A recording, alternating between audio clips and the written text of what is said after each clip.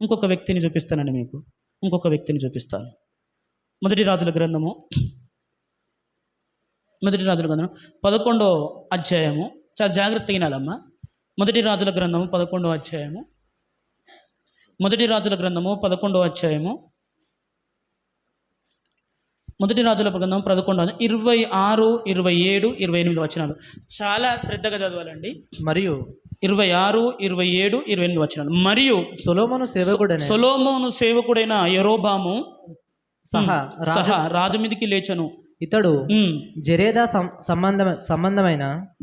సంబంధమైన ఎఫ్రాయిమీయుడైన నెబాతు కుమారుడు ఇతని తల్లి పేరు జెరూహా, ఆమె విధవరాలు.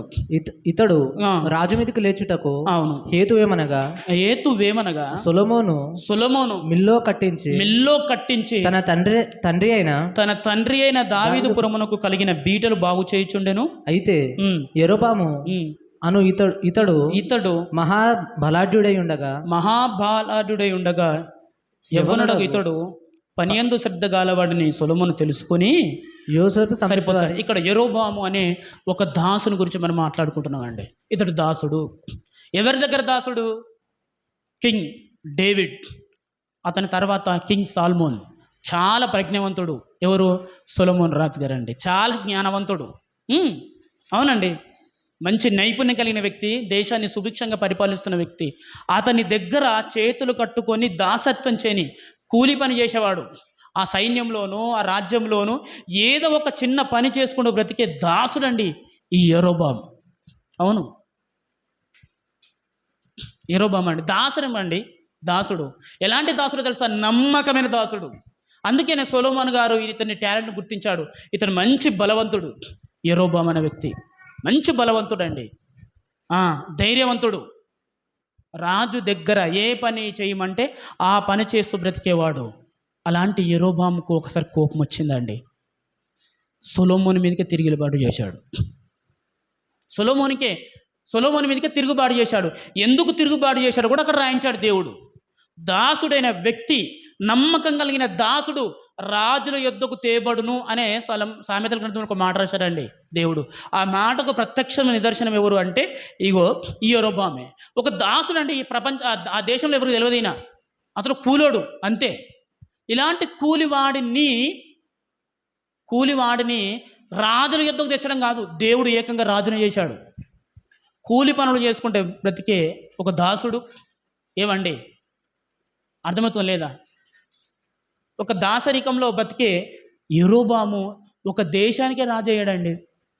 ఎలా రాజయ్యాడు? ఎందుకు రాజయ్యాడంటే సొలొమోను చేస్తున్న పనులను ప్రశ్నించుటకు దేవుడే యరొబామును లేపాడు.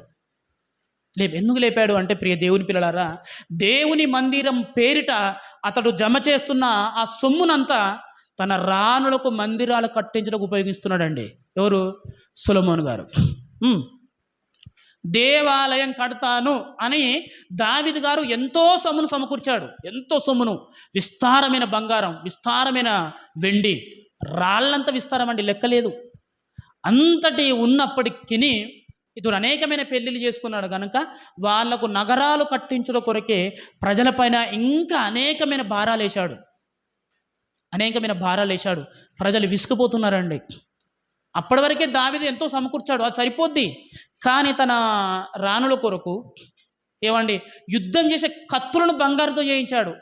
ఆలోచించండి, యుద్ధం చేసే కత్తులు బంగారం ఎందుకు? వాళ్ళ పిడులు బంగారంతో చేయించాడు. ఎక్కడొస్తుంది బంగారం? ప్రజల్ని అడుగుతేనే కదా. ఇది మీరు చేస్తున్న తప్పు రాజు అని జ్ఞానవంతుడైన సొలొమోనుకే తిరుగుబాటు చేశాడండి. జ్ఞానవంతుడైన సొలొమోన్నే రాజుని ప్రశ్నించాడు. మీరు చేస్తుంది తప్పు, ఇది యెహోవా మెచ్చడు, ఇది సరైనది కాదు, ఇది మన దేశానికి క్షేమం కాదు అని ప్రశ్నించాడండి. దాసుడు నన్ను ప్రశ్నించడం ఏంటండి? సొలొమోను బిత్రపోయాడు. ఇక్కడ వరకు బాగుందండి. ఎవరి చరిత్ర? యరొబాము చరిత్ర ఇక్కడ వరకు హైలైట్. అప్పటి వరకు దాసుడుగా ఉన్న ఈ యరొబాము దేవుడి పక్షాన లేచాడు, చూసారా? అప్పటి వరకు ఇజ్రాయెల్ దేశంలో ఇతడు హాట్ టాపిక్గా మారిపోయాడు. ఎవరు యరొబాం అని ఇతను చంపాలని సొలొమోను గారు చూశారు. ఇతని మీద దేశద్రోహం మొదలైంది. ఇతడు తప్పించుకొని ఐగుప్తు దేశానికి వెళ్ళిపోయాడు. వెళ్ళిపోయిన తర్వాత సొలొమోను దేవుడు హెచ్చరించాడు. ఇంకా ఇంకా చాలామంది, హదాదు అనే వ్యక్తి కూడా సొలొమోను మీదకి తిరుగుబాటు చేశాడు, మీరు చేస్తుంది తప్పు అని. దేవుని పక్షాన దేవుడే ప్రేరేపించాడు. దేవుడు ఆ తర్వాత సొలొమోనుగా సెట్ అయ్యారు అనుకోండి.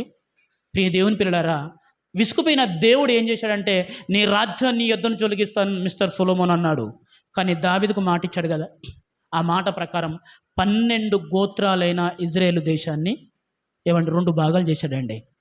10 భాగాలను ఒక దేశంగాను, 2 భాగాలను ఒక దేశంగాను పేరు పెట్టారు. 2 భాగాలు అంటే యూదా బెన్యామీను 2 భాగాలను, 2 గోత్రాలను యూదా దేశంగాను, మిగిలిన 10 గోత్రాలను ఇజ్రాయేలు దేశంగా దేవుడు ప్రకటించి ఈ 10 గోత్రాల పైన ఒక దాసుని రాజుగా చేశాడండి.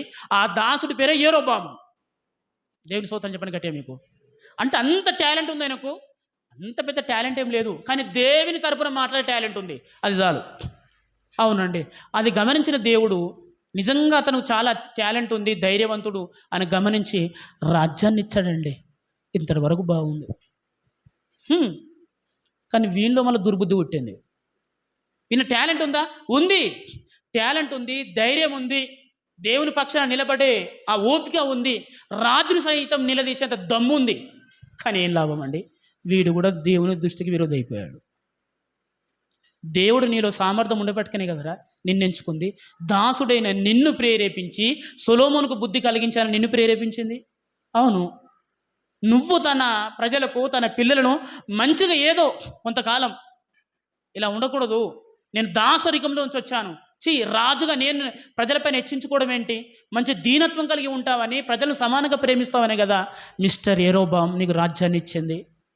అవునండి, కొంతవరకు బాగున్నాడండి. ఈయనలో నేను పూర్వకాలంలో దాసుడను, నన్ను సొలొమోను చంపాలనుకుంటే పారిపోయాను, అలాంటి పారిపోయిన నన్ను ఐగుప్తు దేశం నుంచి దేవుడు తీసుకొచ్చి నన్ను రాజుని చేశాడు అన్న సంగతి మరిచిపోయి సొలొమోను కంటే విరుద్ధంగా లేచాడండి దేవుడి పైకి. ఎలాంటి విరుద్ధం అంటే, ఇక యెరూషలేముకి వెళ్ళకూడదు.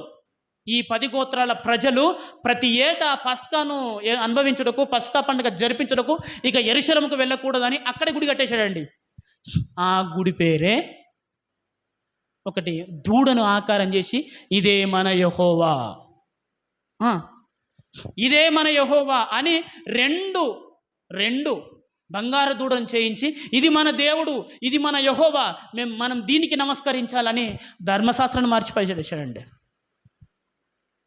ఏమైపోయింది యెరోబాము, నీ టాలెంట్ ఏమైపోయింది?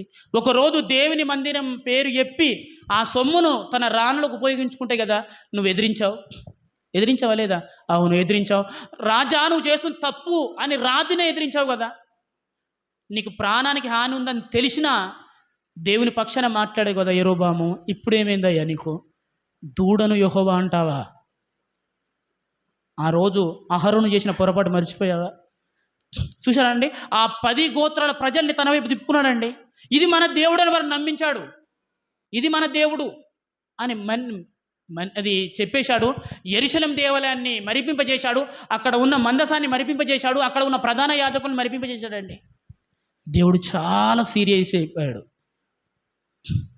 నీకు టాలెంట్ ఉందనుకున్నాను రా, నువ్వు నా ప్రజల పక్షాన నిలబడతావు అనుకున్నాను, వారిని మంచి మార్గంలో నడిపిస్తావు అనుకున్నాను. నువ్వు ఒక దాసుని కుటుంబం నుంచి వచ్చావు కదా, అలాగే నా ప్రజలను సమానంగా చూస్తావు. దాసునిగా ఉంటే వాళ్ళ ఎంత బాధపడతారో నీకు తెలుసు అనుకొని రాజుని చేస్తే ఇప్పుడు ఏం చేసావు చెప్పు అనుకొని యెరోబాము పేరు ప్రపంచంలోనే అతి చెడ్డగా రాయించాడండి. అలాంటి చెడ్డ రాజు ఇక పుట్టడట. దేవుని స్తోత్రం చెప్పండి గట్టిగా. ఏం చెడ్డ చేశాడు? దేవుణ్ణి మరిపింపజేశాడండి వీడు, దేవుణ్ణి మరిపింపజేశాడు. ఒకరోజు అహరోను అలాంటి పొరపాటు చేసి 1000 మంది మరణానికి కారణమయ్యాడు. అహరోను, ప్రధాన యాజకుడైన అహరోను అలాంటి దూడనే చేసి 1000 మందికి మరణానికి కారణమయ్యాడు. అలాంటి పొరపాటు అయి మళ్ళక్కడ యెరోబాము చేశాడండి. చూశారా ప్రియ దేవుని పిల్లారా? అందుకేనండి కొన్ని రాకపోవడమే మంచిది మనకు, కొన్ని లేకపోవడమే మంచిది మనకు. ఉంటే మనం ఉండవండి. కానీ ఆ తర్వాత సొలొమోను రియలైజ్ అయ్యాడు, దేవా నేను చేసిన తప్పే కనుక వాళ్ళు నా మీద తిరగబడ్డారు, నేను పొరపాటు చేయడం వలన ఈ దేశం విడిపోయిందని కొన్ని చాలా ఫీల్ అయిపోయాడండి ఆయన. కానీ యెరోబాము నానాటికి కఠినమైపోయాడు. యెరోబాములో టాలెంట్ లేదా? ఉంది. ప్రశ్నించే గుణం లేదా? ఉంది. కానీ ఏంటో తెలుసా, దేవుణ్ణే మరిపించడానికి తన టాలెంట్ ఉపయోగించుకున్నాడండి. అందుకు యెరొబోము ప్రపంచ రాజుల చరిత్రలోనే నీచంగా ఎంచబడ్డాడు. మీరు రాజుల గ్రంథం చదివితే అర్థమవుతుంది. మీకు కూడా టాలెంట్ ఉందండి, మీకు కూడా ప్రశ్నించే గుణం ఉంది, లేదంటారా? కానీ ఎందుకోనండి దాన్ని దుర్వినియోగం చేస్తున్నారనేది బాధ. మీలో ధైర్యం ఉంటుంది, ప్రశ్నించే స్వభావం ఉంటే అవును నిలబడే ధైర్యం ఉంది, కానీ దుర్వినియోగం చేస్తున్నారనేది బాధ అండి. నిలదీయడం తప్పు కాదు, నిలదీసి ఏం చేస్తావు అనేది ప్రశ్న. ఏం చేయవు, అంతే, అల్లరి తప్ప, అంతే, ఏం చేయవు నువ్వు. ఎందుకంటే నీ టాలెంట్ చితక్కొట్టడానికి ఉపయోగపడుతున్నావు తప్ప సమకూర్చడానికి ఉపయోగిస్తలేవు. క్షేమానికి కాదు నీకున్న టాలెంట్ ఉపయోగించేది, నీకున్న ఓపికను ఉపయోగించేది, నీ మాటను ఉపయోగించేది. దేనికి ఉపయోగిస్తున్నావు తెలుసా? విభజించడానికి, నష్టం కలిగించడానికి ఉపయోగించుకుంటున్నావు. యెరొబోము దాని నుంచి తప్పించుకోలేదు, నువ్వెంత ఆలోచించండి ప్రియ దేవుని పిల్లలారా. యెరొబోము గొప్పవాడండి, 10 గోత్రాలను పరిపాలించే రాజు. అలాంటి రాజును దేవుడే లేపాడు. కానీ వాని దుర్బుద్ధిని చూసిన తర్వాత దేవుడు వచ్చి వీడు కూడా గిలా మోపేయడైంది అనుకున్నాడు. ఆలోచించండి ప్రియ దేవుని పిల్లలారా.